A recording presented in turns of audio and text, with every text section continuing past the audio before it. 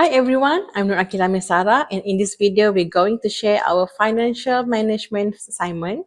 We'll cover the main findings, financial performance, and some conclusions. Let's jump right in. Before we begin, let me introduce our team. I'm Nur Akila Mesara binti Abdul Rahman, and with me are Mazia binti Alias and Nurul Hidayah binti Abdul Ghani. Let's get started. First, we introduce the company, then look at its liquidity, leverage activities, profitability, and market ratios, and finish with our conclusions. So let's begin with quick introduction for the companies we have chosen, all from the retail industry. First, Aeon Berhad, established in 1984, operates Aeon malls in Aeon Big for middle to upper income customers. Next, PADINI Holdings Berhad, founded in 1971, a leading fashion retailer with brands like Vinci and Seed across 140 plus outlets. Next, PARKSON Holding Berhad, started in 1987, a key department store operator, now adapting with online retail, financial services, and property management. That's a quick overview of the companies. Now let's explore their financial performance. Over to you, Nurul.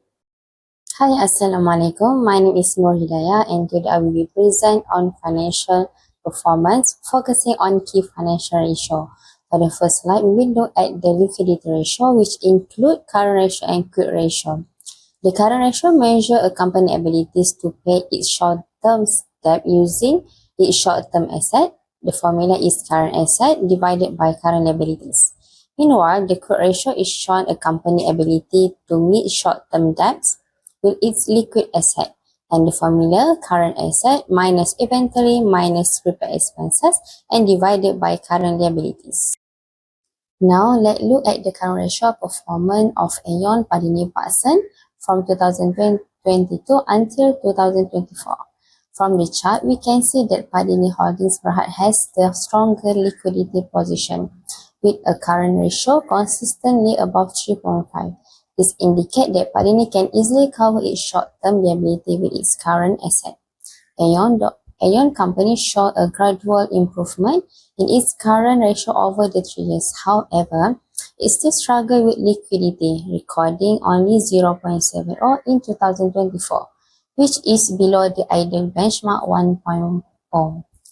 As for PARKSON Holdings, although it started with very weak liquidity, its current ratio increased to 1.05 in 2024.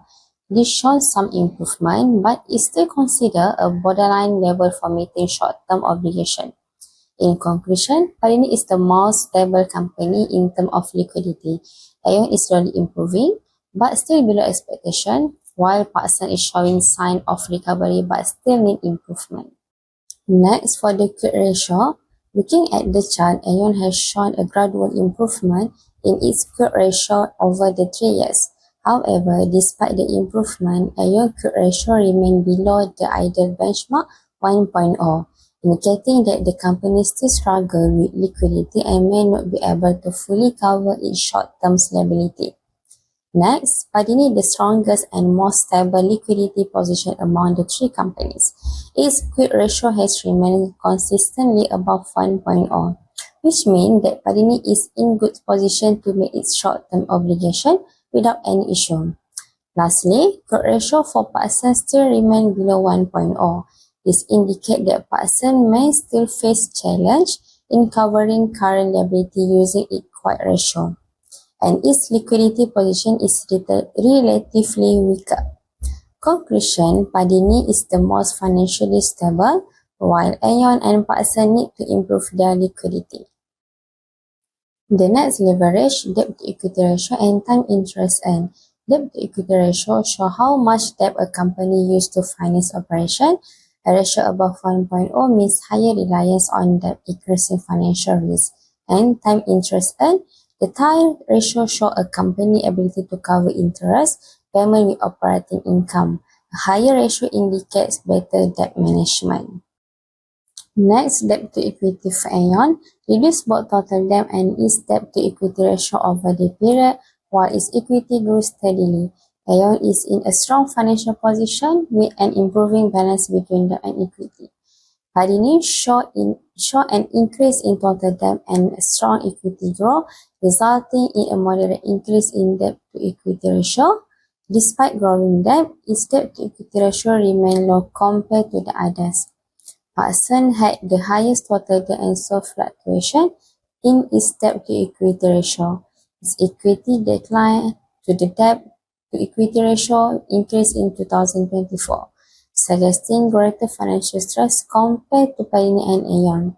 Conclusion: overall, Aeon financial position is the strongest. PADINI remains stable despite rising debt, and PARKSON face increasing financial pressure.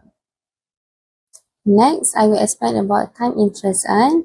For Aeon saw a decrease in EBIT, but interest expenses dropped, improving its star ratio over the years, indicating better ability to cover interest costs.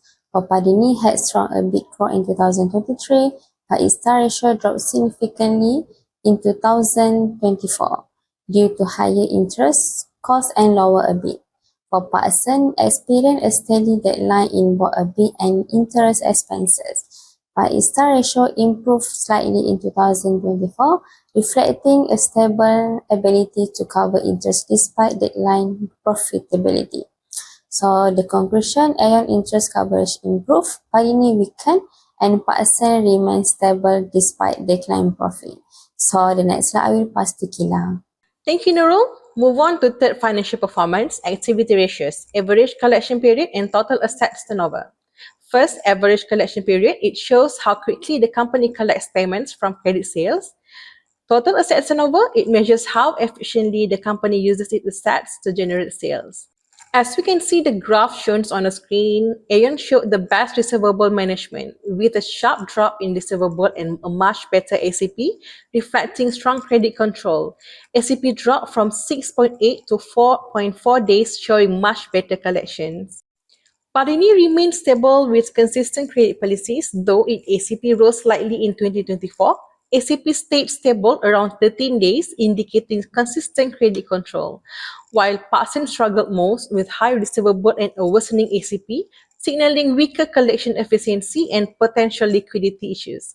ACP rose from 59.1 to 75.2 days, reflecting slower collections and weaker receivable management. In conclusion, PADINI is the most efficient, Aeon stays stable, and PARKSON still trails despite improving. Next, looking at total asset turnover for these three companies. For Aeon, TAT remains stable and consistent between 0.76 and 0.79 over the 3 years. This indicates Aeon has maintained a steady level of asset efficiency, utilizing its assets as its consistent rate to generate sales. For PADINI, recorded the highest TAT among three companies, improved notably to 1.52 in 2023 before a slight decrease in 2024. This reflects PADINI's strong ability to leverage its assets to produce sales, outperforming the other two companies. While PARKSON, TAT was the slowest, though it showed greater improvement from 0.21 in 2022 up to 0.30 in 2024. This indicates that PARKSON is slowly becoming more efficient but still struggles with underutilizing its assets compared to Aeon and PADINI. In short, PADINI is the most efficient, Aeon stays steady, and PARKSON is slowly catching up. And now, Maziah will continue with the next financial performance section. Thank you, Akila. Hi, Assalamualaikum and good day. I'm Mazah Alias, and now it's my turn to present the fourth and fifth categories of financial ratios, profitability and market ratio. Profitability ratios evaluate how well a company generates profit relative to its resources, reflecting the combined impact of liquidity, activity, and leverage management. A higher profitability ratio is generally preferred as it signals the company's ability to meet expectations of stakeholders, attract capital, and support long-term growth. For this analysis, we will look at two key profitability ratios: operating profit margin, OPM, return on assets, ROA. OPM measures how efficiently a company runs its core operation by comparing operating profit, EBIT, to sales. It excludes interest and tax expenses. A higher OPM reflects stronger cost control and better core business profitability. Let's take a look at the graph comparing OPM for Aeon, PADINI, and PARKSON. PADINI stands out with the highest OPM, consistently demonstrating strong operating efficiency and excellent ability to turn sales into profit. Aeon shows moderate and stable profitability. However, its margin trends slightly downward over time, hinting at increasing operating costs. PARKSON record the lowest OPM. Its thin margin reflect limited cost control and challenges in generating profit from sales. ROA measures how effectively a company uses its assets to generate profit. A higher ROA indicates better utilization of assets in creating earnings. Looking at the ROA graph for the three companies, Aeon shows steady but modest performance, with ROA improving from 2.05% in 2022 to 2.27% in 2024. PADINI achieves its strongest ROA, peaking at 13.37% in 2023 before softening to 8.01% in 2024. PARKSON struggled with negative ROA in 2022 and 2024 and only a slight recovery to 0.51% in 2023. Next, we move to market ratios, which are crucial for publicly listed companies. These ratios provide insights into a firm's market value and guide investment decisions by reflecting how operations translate into shareholder value. We'll be analyzing two market ratios: dividend payout ratio, DPR, price to earnings, PE ratio. DPR shows the portion of net income paid out as dividends to shareholders. It helps indicate whether a company prioritizes distributing earnings or reinvesting them for growth. Let's take a closer look at how Aeon, PADINI, and PARKSON manage their dividends payouts. Aeon maintains a stable dividend policy, distributing about 50% of its earnings annually. PADINI returns a healthy portion of profits, though slightly varies year to year. PARKSON did not pay any dividends due to continued losses. The PE ratio compares a company market price per share to its earnings per share, indicating how investors value its current and future profitability. From the graph, Aeon has a moderate and stable PE ratio aligned with earnings. PADINI has low PE despite strong earnings, suggesting possible undervaluation. PARKSON has a negative PE due to losses, signaling weak investor confidence. That concludes the analysis of profitability and market ratios for Aeon, PADINI, and PARKSON. These insights provide a clearer picture of each company's operational strength and market perception. So that concludes our presentation. Thank you for your kind attention.